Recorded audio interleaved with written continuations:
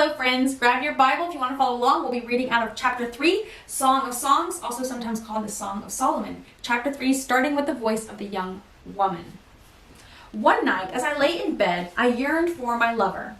I yearned for him, but he did not come. So I said to myself, I will get up and roam the city, searching in all its streets and squares. I will search for the one that I love. So I searched everywhere, but did not find him. The watchmen stopped me as they made their rounds, and I asked, have you seen the one I love? Then, scarcely had I left them, when I found my love, I caught and held him tightly.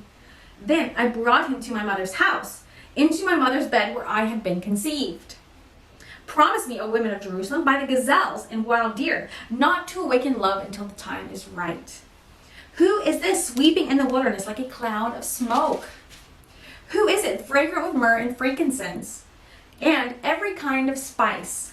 Look at Solomon's carriage, surrounded by 60 heroic men, the best of Israel's soldiers. They're all skilled swordsmen, experienced warriors. Each wears a sword on his thigh, ready to defend the king against an attack in the night. King Solomon's carriage is built of wood imported from Lebanon. Its posts are silver. Its canopy is gold. Its cushions are purple. It was decorated with love by the young women of Jerusalem.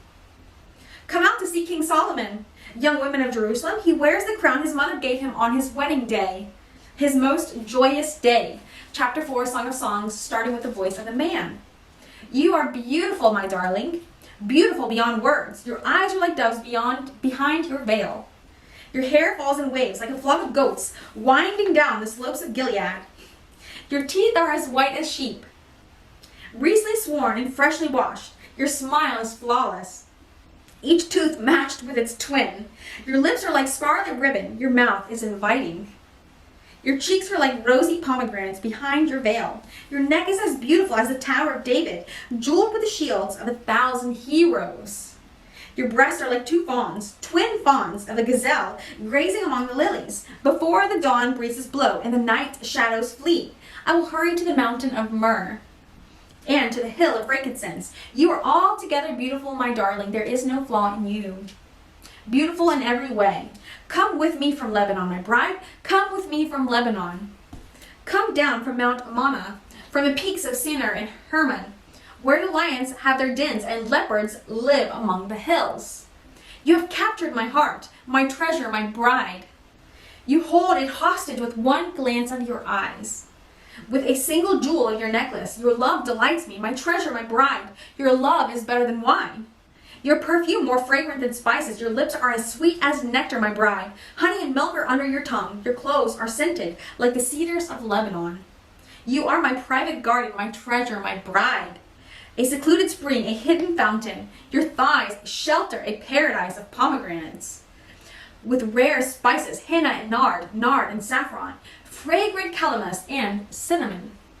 With all the trees of frankincense, myrrh and aloes, and every other lovely spice. You are a garden fountain, a well of fresh water, streaming down from Lebanon's mountains.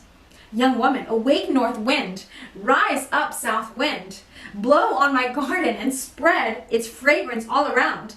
Come into your garden, my love, taste its finest fruits. And that is the end of chapter 4. We'll be getting into chapter 5 next. And I want to say again, in case you didn't see it in my last video, yes, the Song of Songs is romantic. It is adult content. Not in most modern, the modern media, what we see on television and the internet. We should be conservative. Love and intimacy is something that should be honored. The marriage bed is supposed to be honored. God sees it as a treasure and a gift, and look at how special it is when it's done correctly between a man and a woman that love each other so very much. The way that they see each other, the way that they feel about each other. And that is something that should be prized and treasured and worked for. There are so many beautiful examples of how God sees marriage and the husband and the wife and the things that they get to do together within their marriage, to enjoy one another, to work for one another, to serve one another and submit to one another. So yes, this is intimate content, adult content, but sadly, this is nothing in comparison to what even little children are seeing these days. Purity should be held in honor, along with many other virtues that are exemplified in the Bible. The Bible is absolutely beautiful. It's a blessing, and I'm so grateful to enjoy it with you. Thank you so much for reading it with me, and we will see you soon. God bless. Bye-bye.